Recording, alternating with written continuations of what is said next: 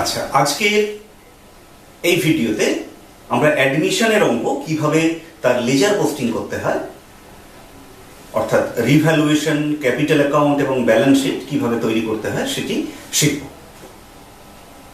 আমি তোমাদের আগেই বলেছি যে তোমাদের পরীক্ষাতে অ্যাডমিশনের অঙ্কে দুটো ফর্মে আসতে পারে, আইদার জার্নাল ফর্মে, যেটা আমরা আগের ভিডিওতে শিখেছি, আর একটি লেজার ফরম্যাটে, অর্থাৎ কোনো অঙ্ক দেওয়ার পর বলতে পারে যে prepare revaluation account, capital account and balance sheet. সেই ক্ষেত্রে আমরা কিভাবে অঙ্কটিকে কষবো সেটি আজকের ভিডিওতে দেখাবো। তো আজকের ভিডিওটা এইভাবে সাজানো হয়েছে, দুটো পার্ট। প্রথম ধাপে আমরা রিভ্যালুয়েশন অ্যাকাউন্ট কিভাবে খুলতে হয়, তার ছকটি দেখতে কিভাবে হয় সেটি দেখাবো। পার্টনার্স ক্যাপিটাল অ্যাকাউন্ট কিভাবে খুলতে হয় সেটি দেখাবো, এবং তারপরে আমরা ব্যালেন্স শিটের কিভাবে ছক টানতে হয় সেটি দেখাবো। তারপর একটি অঙ্ক দেয়া থাকবে। অঙ্কটির একটা বিশেষ গুরুত্ব রয়েছে, একটু বলে দিই বিশেষ বৈশিষ্ট্য কি রয়েছে তার মধ্যে। সেটি হলো, বেশিরভাগ অঙ্কে তোমরা দেখো যখন কোয়েশ্চেন পেপার বা বই থেকে অঙ্ক করা স্টাডি করবে, দেখবে সেখানে নিউ পার্টনার কত টাকা ক্যাপিটাল আনছে তার পরিমাণটা বলে দিচ্ছে। সেটা 1 লাখ হতে পারে, 2 লাখ হতে পারে। কিন্তু পার্টিকুলার আজকের যে অঙ্কটি করব সেখানে দেখা যাবে নিউ পার্টনার গুডউইলের প্রিমিয়াম আনবে, কিন্তু ক্যাপিটাল বাবদ কত টাকা আনবে সেটি বলে দেবে না। তার এগেনস্টে একটি ক্লু থাকবে। ক্লুটি কি না, ওল্ড পার্টনারদের যে অ্যাডজাস্টেড ক্যাপিটাল তার 25% নিউ পার্টনার ক্যাপিটাল হিসেবে নিয়ে আসবে। অর্থাৎ এটি হলো অ্যাডজাস্টেড ক্যাপিটালের একটি অঙ্ক।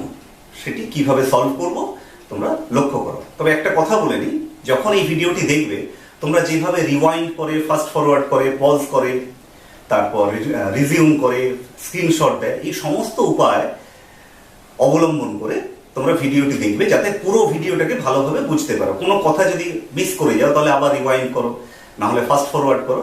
তো মুদ্রা কথা ভালোভাবে বোঝার চেষ্টা করবে অঙ্কটিকে। তাহলে কিভাবে লেজার অ্যাকাউন্ট করতে হয়, অর্থাৎ revaluation, capital and balance sheet কিভাবে প্রিপেয়ার করতে হয় সেটি শিখে যাবে। তাহলে চলে আসি আমরা পাওয়ার পয়েন্ট প্রেজেন্টেশনে, সেখানে আমরা অঙ্কটিকে কষবো। ঠিক আছে?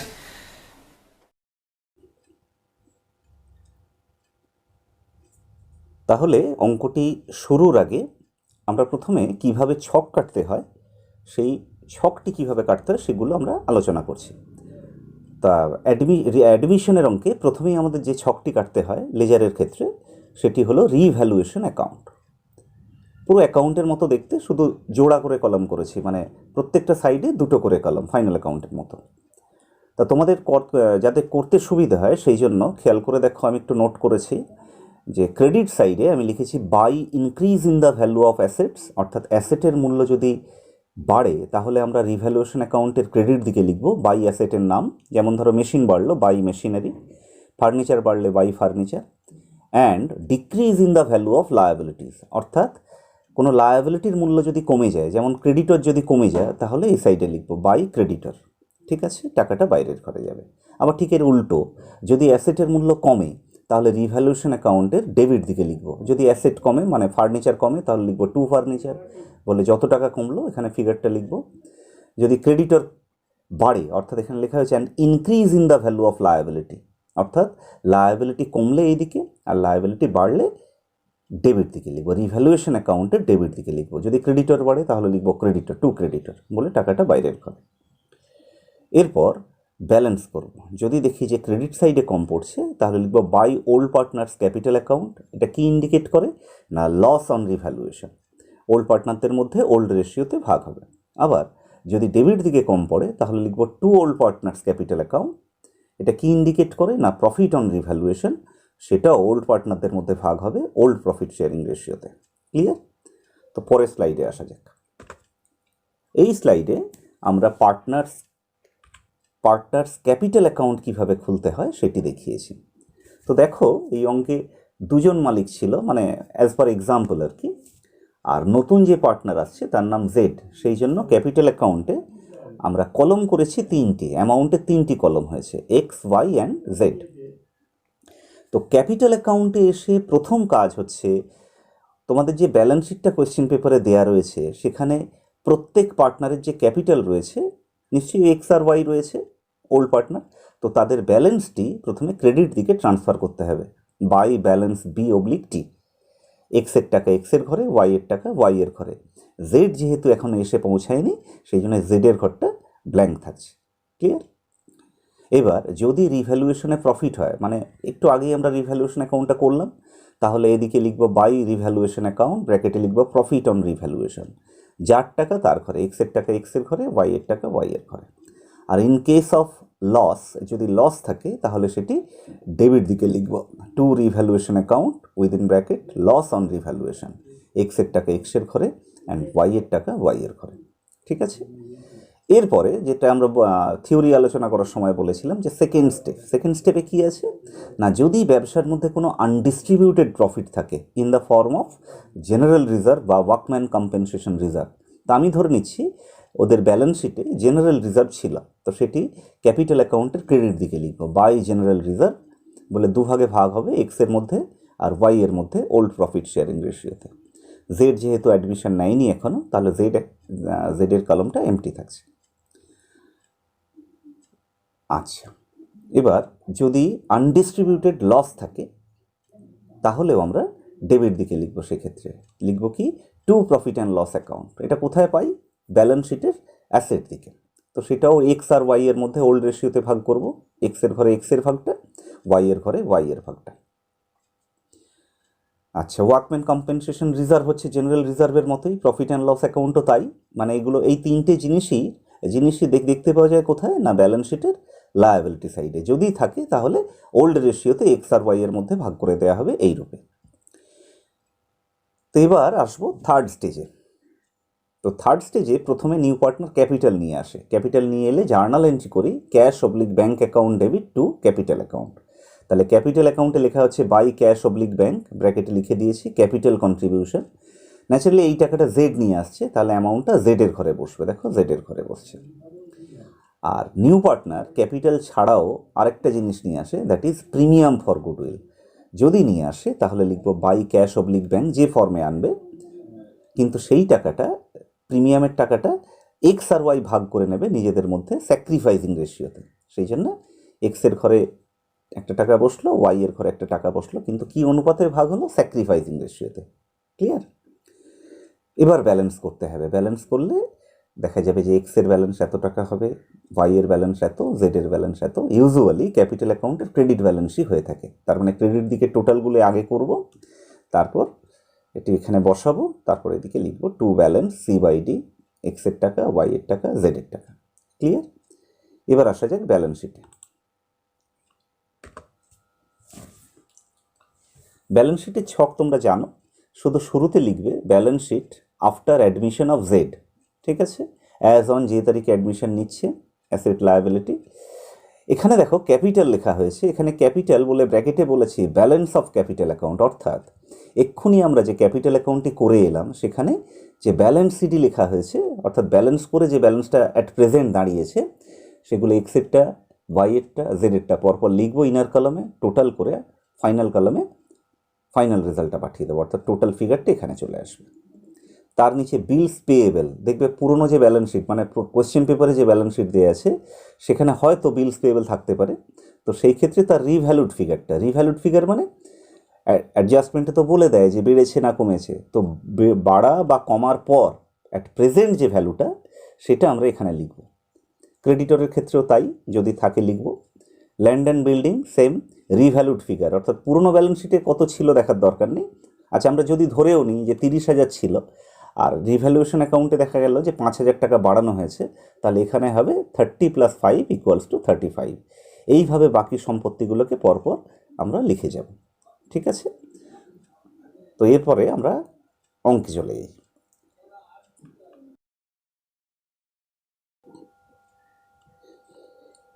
দেখো, যে অঙ্কটি আমাদের কষতে হবে সেই অঙ্কটি আমরা নিয়েছি। অঙ্কে দেখো অরিত্র আর সুশোভন, এরা দুজন ওল্ড পার্টনার ছিল, তাদের প্রফিট শেয়ারিং রেশিও 3:2। তাদের ব্যবসায় শুভজিৎ অ্যাডমিশন নিচ্ছে, আসার সময় 15,000 টাকা প্রিমিয়াম নিয়ে আসছে। আচ্ছা, ব্যবসায় আসার শর্ত হলো যে he should receive 1/6 share of future profit, অর্থাৎ ইন ফিউচার যে প্রফিট হবে he will get 1/6 share. Okay? এবং আরও কিছু শর্ত রয়েছে, যেমন plant should be depreciated by 10%, অর্থাৎ প্লান্টের মূল্য 10% কমবে।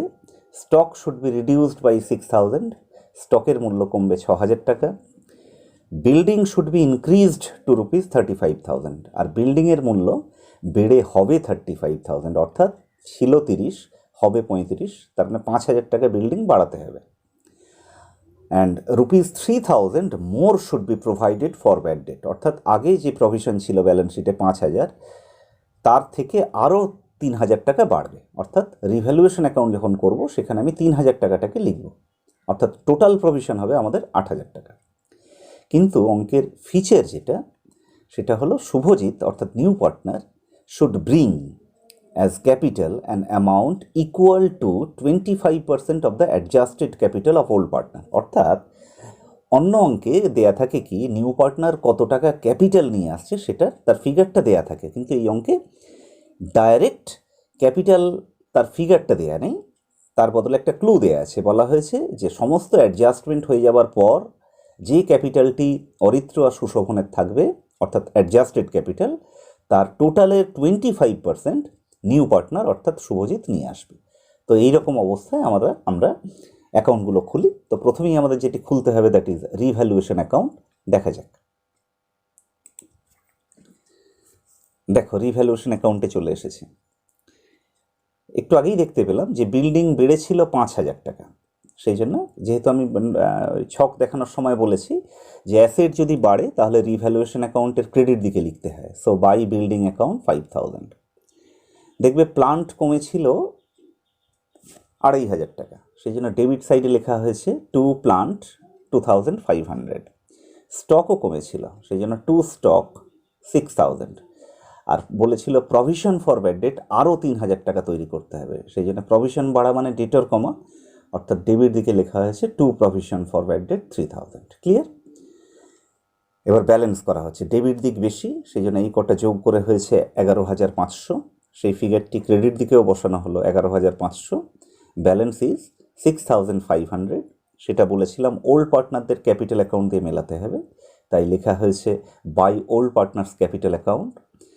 ওল্ড রেশিও ছিল 3:2, সেই জন্য অরিত্র 3/5 করে 6,500কে ভাগ করে হয়েছে 3,900, আর সুশোভন 6,500 2/5, দ্যাট ইজ 2,600। ক্লিয়ার? তো রিভ্যালুয়েশন অ্যাকাউন্ট কমপ্লিট হলো।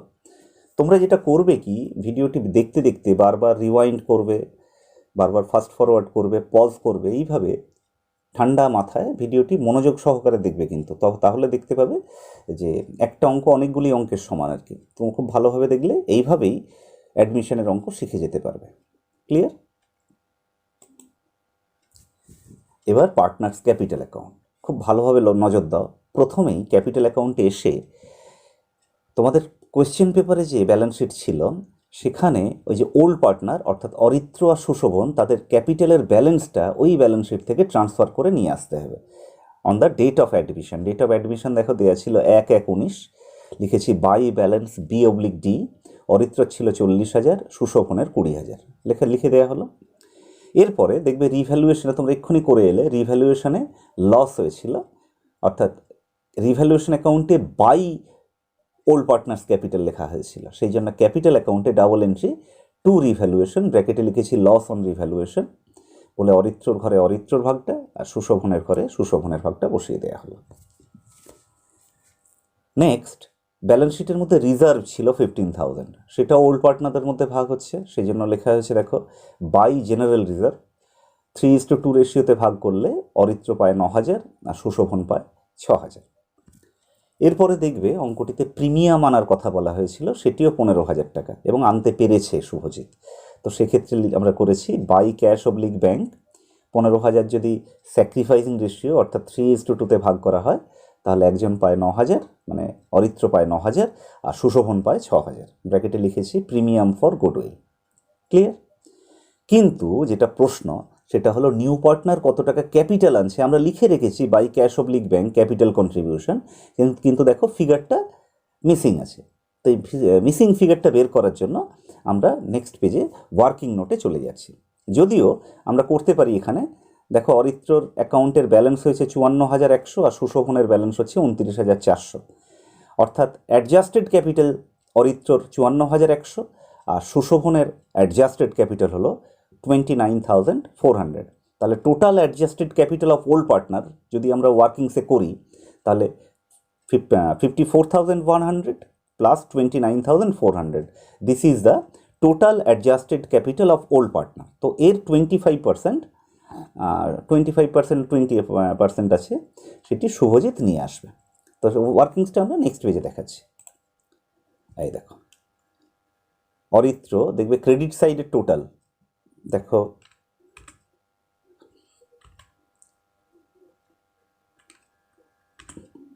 ক্রেডিট সাইডের টোটাল অর্থাৎ 40,000, 9,000, 9,000, আর ডেবিট সাইডে অরিত্র ছিল 3,900, টোটাল করে হবে 54,100। আর Sushovan 20,000 plus 6,000 plus 6,000 minus 2,600, that is 29,400। After adding this we get 83,500। তাহলে শুভজিতের ক্যাপিটাল কত হবে? 83,500 ইন্টু 25%, অর্থাৎ 20,875। ক্লিয়ার?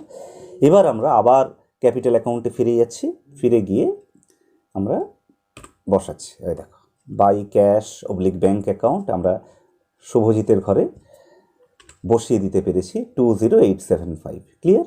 তো আবার নতুন করে ব্যালেন্স করা হলো, শুধু শুভজিৎটাই বাকি ছিল। শুভজিৎ 20,875 ব্যালেন্স লেখাই আছে, শুধু শুভজিতের ঘরে বসে গেল 20,875। ক্লিয়ার? Next balance sheet.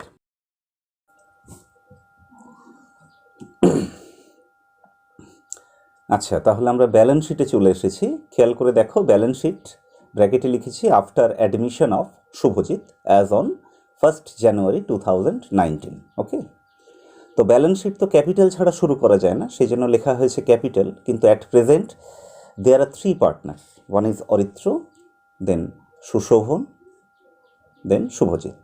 এদের ক্যাপিটাল অ্যাকাউন্টের যে ব্যালেন্স বেরোলো এক্ষণে, তো সেই ব্যালেন্সগুলিকে ইনার কলমে বসিয়েছি আমরা, করে টোটাল বাইরে গেছে 104,375। ক্লিয়ার?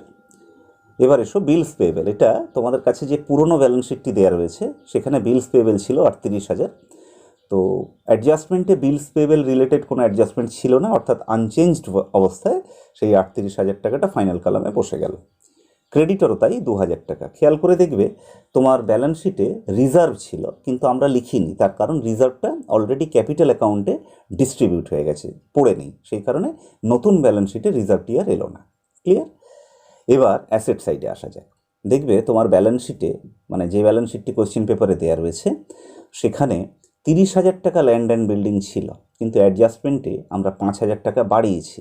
তাহলে অ্যাট প্রেজেন্ট ভ্যালু অর্থাৎ revalued figure is 35,000। Clear? Then plant and machinery, দেখবে ব্যালেন্স শিটে তোমাদের দেওয়া ছিল 25,000, কিন্তু রিভ্যালুয়েশনে আমরা 2,500 টাকা তাকে কমিয়েছি, অর্থাৎ present value 22,500। Stock in trade, দেখবে তোমার ব্যালেন্স শিটে 16,000 টাকা ছিল, কিন্তু আমরা 6,000 টাকা কমিয়েছি রিভ্যালুয়েশন অ্যাকাউন্টের মাধ্যমে, তাহলে প্রেজেন্ট ভ্যালু হচ্ছে 10,000, বাইরে লেখা হলো।